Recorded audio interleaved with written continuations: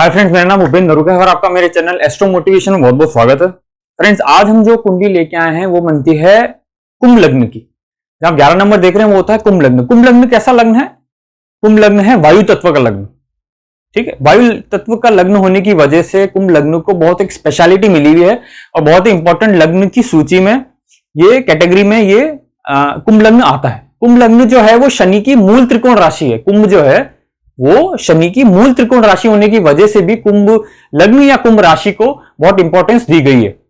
अब देखिए, कुंभ लग्न का जो सूचक है वो है घड़ा। घड़ा कैसा होता है? घड़ा की जो शेप होती है वो आप देखते हैं हष्टपुष्ट होता है और उसके साथ साथ वो थोड़ा सा फैला हुआ भी होता है। तो ऐसे लोग जो होते हैं कुंभ लग्न के वो परफेक्ट होते हैं अपने काम के अंदर, स्थिरता होती है उनके अंदर और थोड़ा सा डील डोल जो है later stage of life 32 years के बाद उनका थोड़ा सा फ्लफी हो जाता है।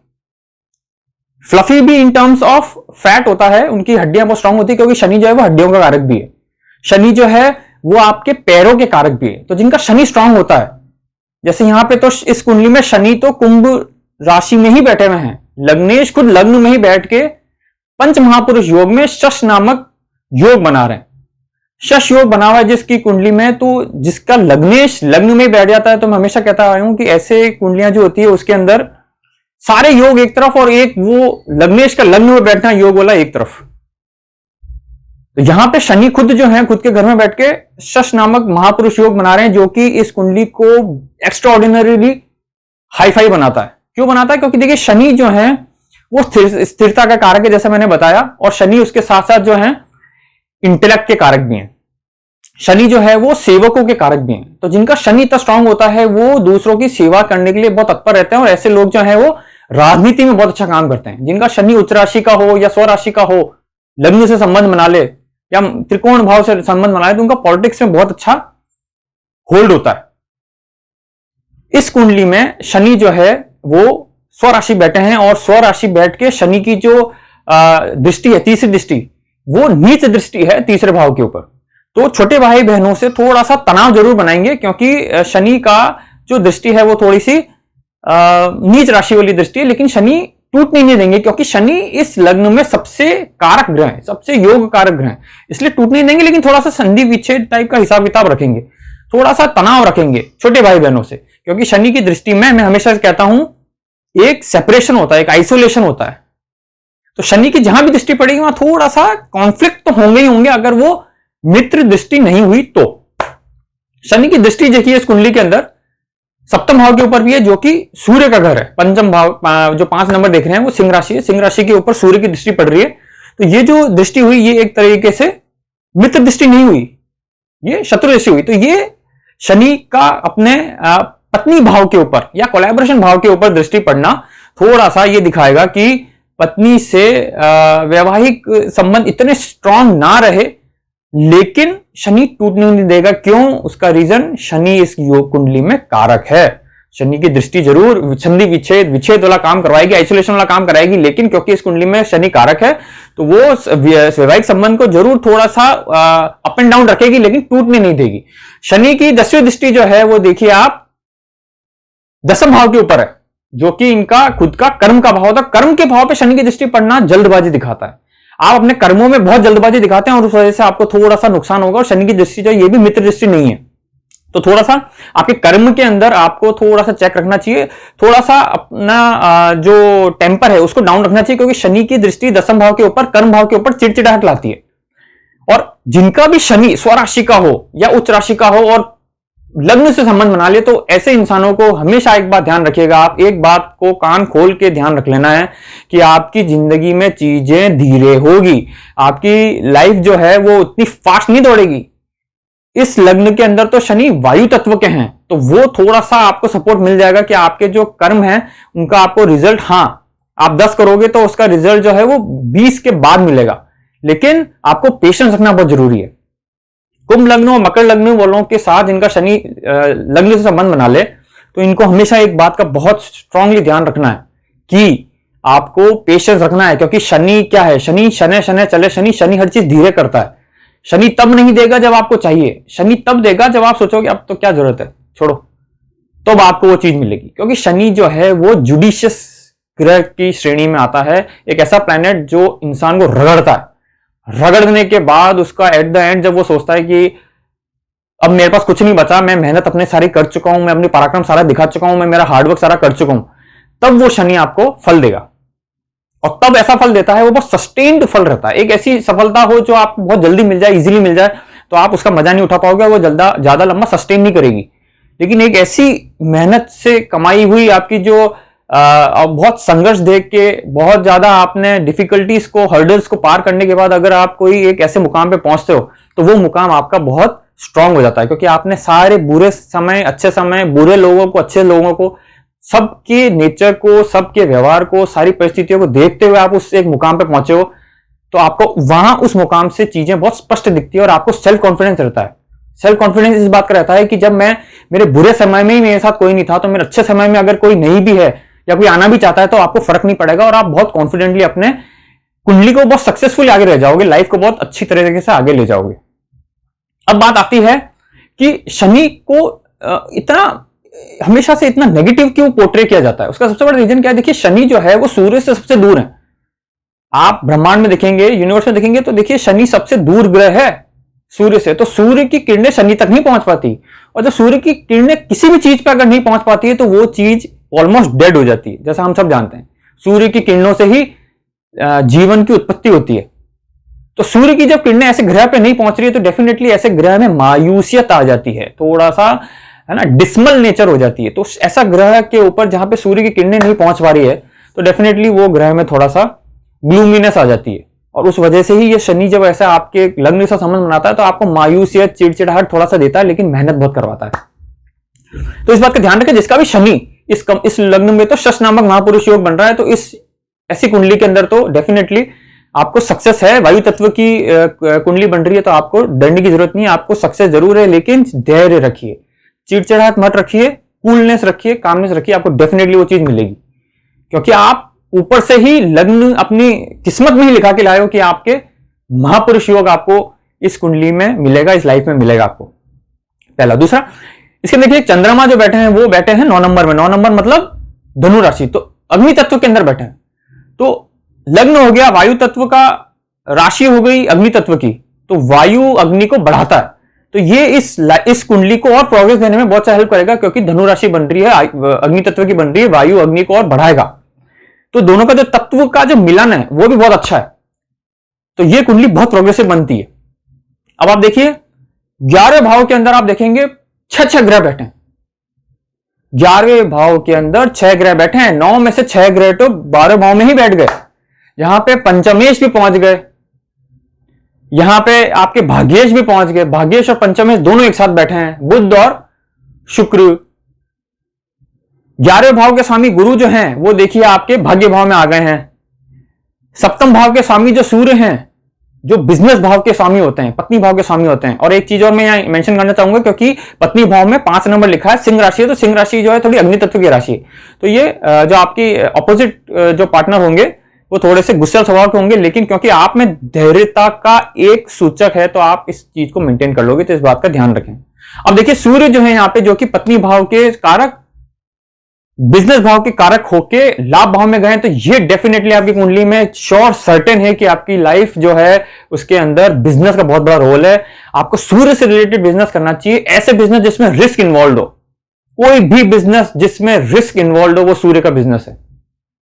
अब इस कुंडली में शनि भी इतना स्ट्रांग है, तो मैं आपको यह भी कहूंगा कि ऐसे काम करें जिसके अंदर आपको नीचे अपने गरीब तबके को सैलरी देने का काम हो, क्योंकि शनि जो है वो सेवकों के कारक हैं। जो आपसे गरीब लोग जो हैं, सेवक लोग जो हैं, मैं भिखारियों की बात नहीं कर रहा हूं। भिखारी लोग जो होते हैं वो राहु के प्रतीक होते हैं, लेकिन मैं सेवक की बात कर रहा हूं जो गरीब तबके के होते हैं लेकिन मेहनत करते हैं, वो शनि के कारक हैं। उनकी आप सेवा करो और आपको डेफिनेटली ऐसी एक जॉब मिलेगी जिसके अंदर, या ऐसा बिजनेस मिलेगा, क्योंकि इस कुंडली में सूर्य बहुत स्ट्रांग है, सप्तम भाव बहुत स्ट्रांग है। डेफिनेटली इस कुंडली के अंदर आपको बिजनेस ही लिखा है, और बिजनेस ही आप ऐसा करोगे जिसमें आप गरीब तबके को, आप अपने से नीचे तबके के जो गरीब लोग हैं लेकिन मेहनती लोग हैं, उनको आप जॉब दोगे, डेफिनेटली दोगे। लेकिन एक लफड़ा यहां पे हो गया। क्या हो गया कि सूर्य ने यहां पे शुक्र बुध को अस्त कर दिया, भाग्येश और पंचमेश को अस्त कर दिया। लेकिन बुध की दृष्टि खुद के घर के ऊपर है, मिथुन राशि के ऊपर, इस वजह से पंचम भाव स्ट्रांग कर दिया। आपकी जो इंटेलेक्ट है, आपका दिमाग जो है बहुत तेज है। बुध जो है वो दिमाग के कारक है, इंटेलेक्ट के कारक है। इंटेलेक्ट के कारक ग्रह खुद अपने भाव को देख रहे हैं, पंचम को, तो आपकी विद्या बहुत अच्छी करेंगे, और आपको आईक्यू एक्स्ट्राऑर्डिनरी स्ट्रांग रखेंगे। अब सूर्य ने क्योंकि शुक्र बुध को अस्त किया तो इन चीजों में थोड़ी सी गिरावट आ गई है, थोड़ी मेहनत मांगी, क्योंकि सूर्य के करीब में शुक्र और बुध इतने पास आ गए कि उन्होंने उनको जला दिया। तो भाग्य शुक्र बन रहे थे वो थोड़े से जल गए, इधर से पंचमेश बुध आ रहे थे वो थोड़े से जल गए। तो जल गए तो वो जो उनका 100% देना चाह रहे थे, देना दे सकते थे, वो थोड़ा सा 70% पे आ गया। तो डेफिनेटली आपको ओपल धारण करना चाहिए, 6.25 रत्ती 5.25 रत्ती का ओपल धारण करना चाहिए आपको मिडिल फिंगर के अंदर, चांदी की अंगूठी के अंदर। आपको अपना सुख भाव का स्वामी और भाग्य भाव का स्वामी को स्ट्रांग करने के लिए आपको शुक्र को पहनना चाहिए, ओपल पहनना चाहिए 5.25 या 6.25 रत्ती का चांदी की अंगूठी में, मिडिल फिंगर में। इसके अलावा कुछ नहीं पहनना है। मोती आपको कदापि नहीं पहनना है, क्योंकि 4 नंबर जो है आपके दुष्ट स्थान के अंदर है, जिसको हम कहते हैं, और सिंपल भाषा में दुष्ट स्थान को हम कहते हैं मारक ग्रह। मारक ग्रह की राशि आपने मोती पहन रखा है, अगर पहन रखा है तो उसको हटा दीजिए, क्योंकि मोती जो है वो आपका मारक ग्रह है, वो आपकी मारकत्व को बढ़ाएगा। सूर्य चंद्रमा साथ बैठे हैं, देखिए आप सूर्य चंद्रमा साथ बैठने की वजह से यहां पे जो है अमावस्या दोष बन रहा है। अमावस्या दोष में आपने अगर चंद्रमा को और प्रबल कर दिया तो और आपका जो रोग रिपु ऋण है, क्योंकि चौथा जो 4 नंबर लिखा है वो षष्टम भाव होता है, षष्टम भाव की राशि में रोग रिपु ऋण छिपे हैं, रोग रिपु ऋण बढ़ जाएंगे। तो ये अमावस्या दोष को हमें बढ़ाना नहीं है, कम करना है। तो सूर्य को डेली जल चढ़ाना है, ओपल मान लेना, ताकि शुक्र प्रबल हो जाए, सुख भाव और भाग्य भाव प्रबल हो जाए। मंगल की वहां पे जो युति हो रही है, शुक्र मंगल की युति में आपको ये थोड़ा सा ध्यान रखना है कि थोड़ा सा आपको जो ऑपोजिट फीमेल्स की तरफ आपको थोड़ा सा अट्रैक्शन जो होगा उसको थोड़ा सा कर्ब करना है, क्योंकि वो थोड़ा सा हिसाब किताब का बड़ा मतलब बहुत ज्यादा बिगाड़ सकता है। क्योंकि शुक्र मंगल की युति जो है यहाँ पे, शनि क्योंकि स्ट्रांग है दिक्कत नहीं आएगी, लेकिन फिर भी शुक्र मंगल का युति 11वें भाव में थोड़ा सा चेक करने लायक होता है। थोड़ा सा इस बात का ध्यान रखें कि अपने कैरेक्टर को स्ट्रांग रखें, पहला। दूसरा, अब देखिए यहाँ पे आप सूर्य जो है वो मंगल के साथ भी बैठे हैं, तो यहाँ पे पराक्रम योग भी बनाया। 11वें भाव के अंदर 6 ग्रह आ गए, तो पराक्रम योग भी बना, लेकिन मंगल की बुध की युति होगी जो आपकी लैंग्वेज, आपकी वाणी के अंदर कड़वाहट लाएगी। बुध जो है वाणी का कारक भी है, मंगल उसमें घुस जाएगा, तो मंगल क्या है, अग्नि तत्व है।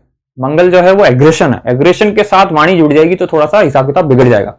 तो 6 ग्रहों की जो कॉम्बिनेशन है, जो एक ना हेट्रोजीनियस मिक्सचर बन रहा है 11वें भाव के अंदर, उस हेट्रोजीनियस मिक्सचर को आपको बहुत सेंसिटिवली डील करना है। उसके लिए शुक्र को स्ट्रांग करना बहुत जरूरी है, क्योंकि सब ग्रह अच्छे हैं, राम लक्ष्मण भरत शत्रुघ्न श्री कृष्ण और साथ में रावण। इन सबको अगर एक जगह बैठा दिया जाए तो आप कैसी सिचुएशन होगी। सब मतलब उसमें से 5 जो हैं वो तो शुभ हैं, एक खराब है। वो एक खराब के चक्कर में वो जो बाकी 5 हैं उनको भी सही करना है, लेकिन उनकी जो वे ऑफ अप्रोच है वो सब अलग अलग है।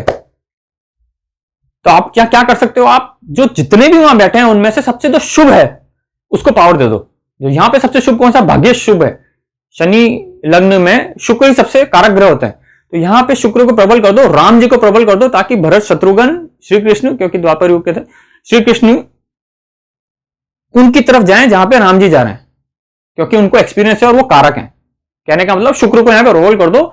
सूर्य मंगल बुध इन सब के कंपैरिजन में शुक्र में दम है, तो शुक्र को बल देके अब भाग्य और सुख भाव स्ट्रांग कर सकते हो, उससे आपका हिसाब किताब बहुत सही हो जाएगा। राहु केतु देखिए केंद्र में बैठे हैं, लेकिन शनि की दृष्टि राहु के ऊपर है। तो शनि की दृष्टि राहु पे जो होती है वो डेफिनेटली आपको पॉलिटिक्स में ले जाती है, 100% पॉलिटिक्स में ले जाएगी आपको, राहु की महादशा है शनि की अंतरदशा में। लेकिन एक बात का ध्यान रखना है कि हम अगर कोशिश कर रहे हैं कि गवर्नमेंट जॉब को ले पाए, तो गवर्नमेंट जॉब लेने में दिक्कत नहीं है, लेकिन राहु दिक्कत पैदा कर सकता है, क्योंकि केंद्र में कभी भी राहु केतु की युति हो जाती है तो थोड़ा सा गवर्नमेंट जॉब लेने में थोड़ी दिक्कत होती है। क्योंकि देखिए गवर्नमेंट जॉब के 2 कारक हैं, एक तो शनि है, दूसरे गुरु हैं, और फिर सूर्य। शनि को स्ट्रांग, नो डाउट, डेफिनेटली सरकार तो आपसे जुड़ेगी। गुरु यहां पे लाभ भाव के स्वामी होके भाग्य भाव में आ रहे हैं, लेकिन भाग्य भाव में गुरु जो हैं वो अकेले बैठे हैं और ये भावनाश करेंगे, भाग्य को डिप्लीट करेंगे, लाभ को डिप्लीट करेंगे। लेकिन लाभ भाव का स्वामी भी जाके आपके भाग्य भाव का स्वामी भी जाके लाभ भाव में बैठ गया, तो ये राशि परिवर्तन योग भी हो गया। गुरु शुक्र की राशि में, शुक्र गुरु की राशि में, तो ये राशि परिवर्तन योग की वजह से जो भावनाश है वो 50% रह जाएगा। भावनाश होगा जरूर, गुरु जो है वो अपने लाभ को देने के लिए थोड़े से इतने एक्टिव नहीं रहेंगे, लेकिन क्योंकि वो गुरु भाग्य भाव में बैठे हैं जो कि पिता का भाव भी है, तो आपको पिता से बहुत फायदा कराएंगे। गुरु जैसा ग्रह जो कि मतलब ऐशो आराम का कारक है, आपके संपत्ति का कारक है। ऐसा ग्रह अगर भाग्य भाव में आ जाए या फिर पिता के भाव में आ जाए, पिता का भाव भी होता है नवम भाव, पिता का भाव भी होता है, भाग्य भाव भी होता है, इसमें अगर भाव में आ जाएगा, गुरु अकेला बैठ जाएगा तो उस भाव में वृद्धि तो करेगा, लेकिन अकेला बैठा है इसलिए भावनाश लग रहा है। लेकिन भावनाश भी 100% नहीं लगा, क्योंकि आपका राशि परिवर्तन योग हो चुका है। राशि परिवर्तन योग की वजह से भावनाश थोड़ा सा घट के 50% रह जाएगा। गुरु आपका फल जरूर देगा, फायदा आपको अपने पिता से बिल्कुल है, डेफिनेटली है। पिता की आप हर राय अगर मान के जाएंगे, कोई ऐसा काम नहीं होगा जो अटकेगा, कोई ऐसा काम नहीं होगा जो आपको ऐसा लगेगा कि पूरा नहीं हो रहा। गुरु आपके बहुत अच्छे हैं, लेकिन इस बात का ध्यान रखें कि इतने ग्रह 11वें भाव में होने की वजह से थोड़ा सा मानसिक जो है, हम कहते हैं टॉर्नेडो चल रहा है दिमाग के अंदर, तो उसको शांत करना बहुत जरूरी है। शुक्र को आप स्ट्रांग कर लीजिए। सूर्य के लिए आपको सिर्फ सूर्य को जल चढ़ाना है, ताकि जो शुक्र बुध अस्त हो रहे हैं वो भी कम हो जाए। सूर्य को डेली आप जल चढ़ा लीजिए, उससे सब सही हो जाएगा। अब राहु केतु यहां बैठने की वजह से मैं आपको ये बोलूंगा कि थोड़ा सा क्योंकि सूर्य भी जाके 11वें भाव में बैठ गए हैं, थोड़ा सा राहु केतु के लिए आपको एक बात जरूर करनी चाहिए कि गवर्नमेंट जॉब से ज्यादा आपको शिफ्ट करना चाहिए अपना फोकस बिजनेस के ऊपर, जो कि गवर्नमेंट से रिलेटेड हो।